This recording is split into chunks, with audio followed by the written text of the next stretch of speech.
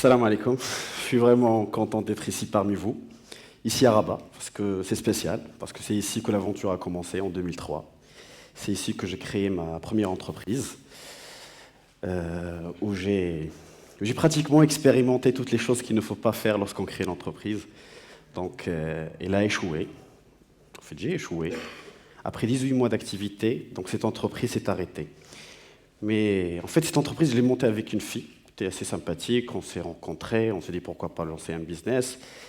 On l'a fait. L'entreprise n'a pas marché, mais on s'est mariés. Donc, j'ai gagné une épouse.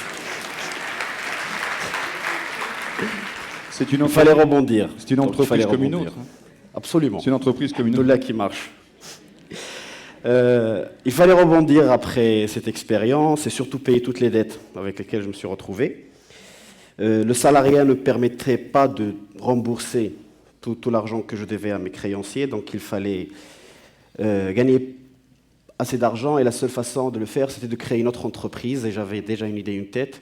Donc j'ai décidé de me lancer, mais cette fois-ci à Casablanca. Donc si la première fois j'étais armé seulement par mon énergie, avait une rage de réussir et une grande gueule à l'époque, elle a disparu grâce au claque. La deuxième expérience était sur Casablanca, et Casablanca est une ville qui offre plus facilement sa chance à un entrepreneur qui est prêt à travailler, à s'engager. Donc, je me suis engagé, et cette fois-ci, j'ai échoué avec brio. C'est-à-dire que j'ai vraiment innové, donc en faisant des erreurs assez intelligentes qui m'ont permis d'intégrer un réseau d'entrepreneurs, d'attirer leur sympathie et surtout de rencontrer mon futur mentor, de rencontrer la personne qui va décider de me soutenir, de m'accompagner, de me conseiller, de m'ouvrir son réseau pour que je puisse réussir mon entreprise. Et ça a été le déclic. Grâce à l'accompagnement de cette personne, j'ai pu lancer ma troisième entreprise et j'ai décidé qu'il fallait que je partage d'abord les choses qu'il ne fallait pas faire lorsqu'on veut créer une entreprise. J'étais déjà un expert. Donc partager mon expérience et surtout mettre à la disposition des entrepreneurs en herbe, des chefs de TPE, mettre à leur disposition des experts, des entrepreneurs confirmés, des décideurs, pour les conseiller, pour les informer, pour qu'ils aient accès à l'information et pour justement qu'ils puissent avoir l'accès. Donc j'ai décidé de faire cette émission en dirigeant. Parce qu'en fait, si on veut vulgariser un concept, si on veut s'adresser à la masse, un maximum de gens, donc il faut le faire dans une langue d'abord qu'ils pourront comprendre. Donc je l'ai fait en dirigeant, c'était un véritable succès. On a été accompagné par une grande banque, on est passé sur la première radio par rapport à notre cible au Maroc, et on l'a fait pendant 3 ans. Donc je l'ai fait pendant 3 ans, on a fait 100 émissions et 150 heures d'antenne. C'était très riche, exceptionnel. On a vu défiler énormément d'entrepreneurs marocains, des décideurs, des entrepreneurs en herbe. C'était vraiment exceptionnel. Donc après, je me suis dit, en parallèle, j'avais participé à plusieurs programmes donc de création d'entreprises au Maroc, où on a accompagné presque 500 entreprises, la création de 500 entreprises en l'espace de 4 ans. Et je me suis dit, donc, il fallait se consacrer à cette passion, c'est ma passion, donc j'ai décidé de me consacrer exclusivement à l'entrepreneuriat et au développement d'entrepreneuriat, et j'ai créé NGE, Next Generation Entrepreneur Maroc, qui est concentré sur la promotion de l'entrepreneuriat et l'accompagnement des créateurs. Et en fait, c'était ça le déclic pour moi. Si j'ai réussi, c'est parce que j'étais accompagné.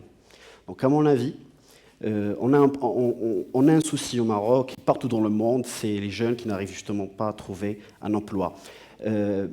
Avec tous les efforts d'employabilité, statistiquement, il n'y a pas assez d'offres pour que tout le monde puisse trouver un emploi. Si on prend le Maroc, chaque année, on crée 55 000 entreprises. Si on sait que, comme partout dans le monde, la moitié ne va pas souffler sa première bougie, ils vont mourir avant la première année, et pour la majorité, c'est des très petites entreprises qui créent soit leur emploi, soit 1 ou 2 emplois, maximum 4 emplois sur 3 ou 4 ans. Et en face, on se retrouve avec 250 à 300 000 jeunes qui arrivent chaque année sur le marché de l'emploi. Donc, ce n'est pas possible d'englober et d'accueillir tous ces jeunes. Donc, ce qu'il nous faut, c'est des emplois. Et les emplois sont créés par les entreprises et ce sont les entrepreneurs qui créent les entreprises. Donc on a besoin d'entrepreneurs. Les choses commencent à changer au Maroc parce que les conditions sont vraiment aujourd'hui réunies pour que chaque personne qui veut créer son entreprise puisse le faire. Donc il y a beaucoup de programmes, malheureusement l'information n'est pas toujours disponible, mais il y a des programmes de financement, d'accompagnement, de coaching, de facilité d'accès au marché. Ils existent, c'est difficile, donc, mais ils existent et c'est possible. Donc, comment créer ces entrepreneurs ? En fait, pour répondre, je vais partager avec vous 2 expériences. La première, c'est l'expérience du Startup Weekend. Donc, d'ailleurs, je remercie l'équipe de TEDx Rabat parce que c'est elle qui a organisé les Startup Weekend à Fès et à Casablanca et dans d'autres villes. Startup Weekend, c'est 54 heures où des jeunes se rencontrent, où ils travaillent, ils s'engagent, où ils innovent pour créer une start-up en l'espace d'un seul week-end. C'est un truc exceptionnel, il y a une énergie incroyable et le résultat est là. Avant-hier, j'étais à Fès, où on a inauguré l'incubateur de la Cité d'innovation de Fès, un incubateur qui a accueilli 5 entreprises nouvellement créées issues du Startup Weekend du mois de juin. Donc on a fait un Startup Weekend au mois de juin et on a 5 startups qui sont créées au mois de novembre et qui sont installées dans un incubateur où ils sont accompagnés, ce qui est extraordinaire. C'est des jeunes qui ont accès à l'éducation, qui ont fait des écoles supérieures dans un système sélectif, qui ont accès à un enseignement de qualité, qui ont accès à des outils, etc. Mais ce n'est pas ça qui explique cette réussite. Parce qu'en face, on a un autre exemple. Hier, j'étais à Ben Grir, donc, où j'accompagne des TPE, des très petites entreprises, des entrepreneurs, pour la majorité qui ne sont jamais allés à l'école et qui ont créé des petites entreprises, soit de menuisiers, de forgerons, des gens qui font du zlige, des gens qui ont créé un petit snack. Donc c'est de toutes petites entreprises. Mais avec ces 15 entrepreneurs, ils ont créé 40 emplois dans une petite ville et ils ont 60 personnes à charge. Donc on a 15 entrepreneurs qui assurent, donc qui accompagnent une communauté de 100 personnes. Et les deux ont en commun 2 éléments très importants. Donc le premier, c'est le rêve. C'est tous des personnes qui rêvent de faire quelque chose, de changer d'abord leur vie, de prendre leur vie en main, d'avoir le contrôle sur leur destin et de changer peut-être leur communauté, leur environnement ou pourquoi pas le monde qui les entoure. Et un deuxième élément qui est important, c'est qu'ils ont été accompagnés. Aujourd'hui, si on peut avoir plus d'entrepreneurs, il faut qu'on puisse les outiller et les accompagner. Je parlerai des jeunes.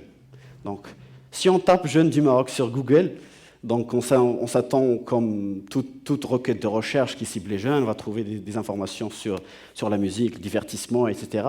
Ben malheureusement, on trouve des informations sur des rapports qui nous disent que 33% des jeunes marocains veulent quitter le Maroc, que 69% ils ont une grande incertitude par rapport à leur avenir.